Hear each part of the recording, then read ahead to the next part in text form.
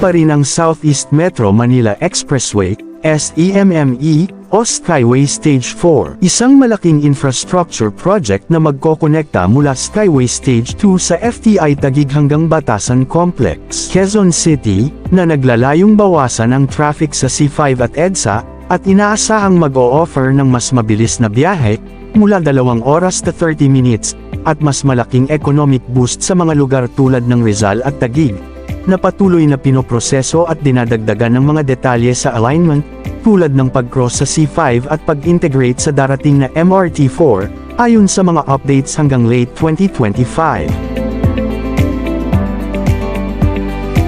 At bago natin ituloy, kung ikaw ay bago pa lang sa aking YouTube channel ay huwag kalimutan mag-subscribe at i-click na rin ang bell icon para lagi kang updated sa mga bago kong upload video. Noong February 2025, pumirma ang San Miguel Corporation, SMC, at gobyerno sa kasunduan para sa RO, lalo na sa mga lupain ng Veterans Federation of the Philippines, VFP. Ang bagong 32.7 kilometro na elevated na expressway ay naglalayong ikonekta ang Bikutan, Taguig sa Batasan sa lungsod ng Quezon. Sabi ni DOTR Undersecretary para sa sektor ng kalsada, ang SEMME ay inaasahan ma-decongest ang EDSA at C5, magsisilbi ito sa paligid ng 42,500 hanggang 88,400 na motorista araw-araw. Ang Skyway Stage 4, nakilala rin bilang Timog Metro Manila Expressway, SEMME, ay isang tollway na kumukonekta sa South Luzon Expressway, SLEX, at Skyway sa pamamagitan ng ARPA South o kung ano ang tinawag na Food Terminal Incorporated, FTI, complex sa Bikutan at patungo sa Batasan Complex sa Quezon City. Ang bagong expressway ay magkakaroon ng isang combination of elevated and at-grade roads. Isang 30 taong panahon ng konsesyon ang ibinigay sa San Miguel Corporation Skyway Stage 4 Corporation, at ang Philippine National Construction Corporation bilang kasosyo sa pakikipagsapalaran nito. Sinabi ng tagapangulo ng San Miguel Foundation na si Cecil Ang, hindi namin masobrahan ang kahalagahan ng SEMME sa pagpapabuti ng sitwasyon ng trapiko sa bansa. Ang 32.7 kilometro na expressway ay makikinabang sa mga residente sa timog at silangang bahagi ng Metro Manila sa pamamagitan ng pagbibigay sa kanila ng isang alternatibong ruta sa Quezon City.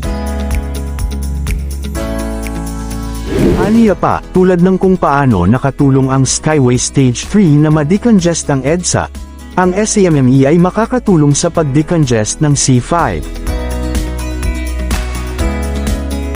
Kapag nakumpleto, ang toll road ay magbabawas ng oras ng paglalakbay mula sa Bikutan hanggang Batasan mula 1 oras 50 minuto hanggang 26 na minuto. Ang infrastruktura ng SMC ay formalized the deal on Monday, February 3, kasama ang Department of Transportation, DOTR, Department of National Defense, DND, at ang Veterans Association of the Philippines, mga may-ari ng lupa ng mga bahagi ng iminungkahing ruta.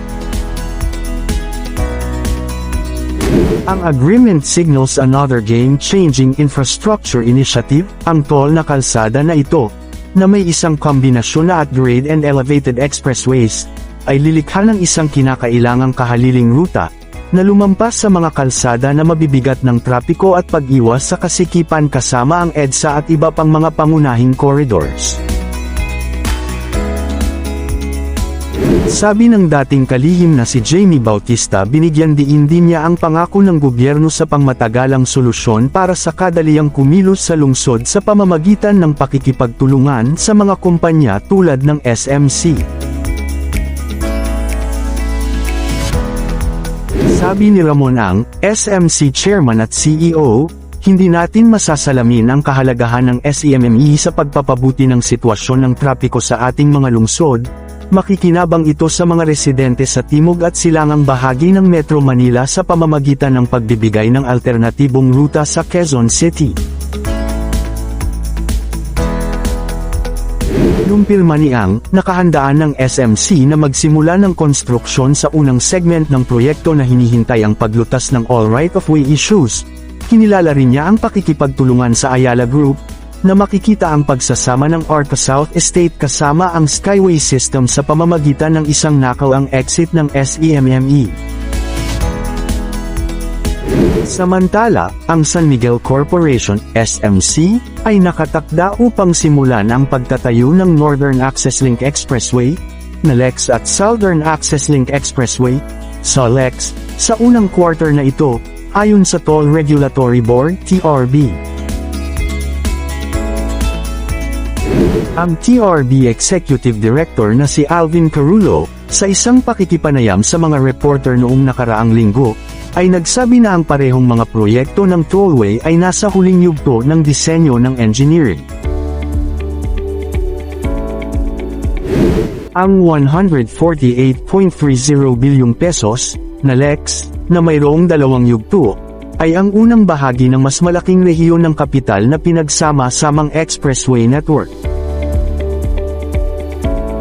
Ang Phase 1 ay magbibigay ng koneksyon sa pagitan ng Metro Manila, ang bagong Manila International Airport at Central Luzon, habang ang Phase 2 ay isang pagpapalawak mula sa Pampanga hanggang Tarlac City.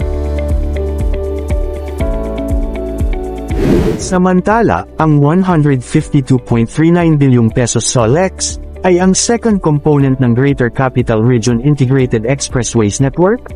Ito ay isang mataas na expressway na binubuo ng Shoreline Expressway at Metro Manila Skyway. Sa labas ng Metro Manila, ang Ramon Angled Conglomerate broke ground sa 76.8 km Pangasinan Link Expressway, PLEX, noong nakaraang taon.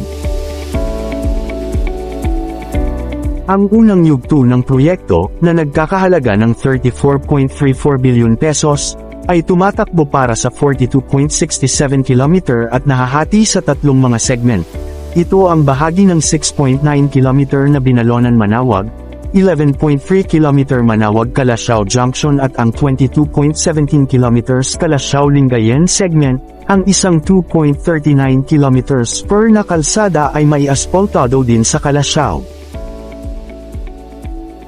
Ang pangalawang yugto ng PLEX, na kung saan ay isang pagpapalawak na hinihimok ng demand, ay ikokonekta ang tollway sa Alaminos.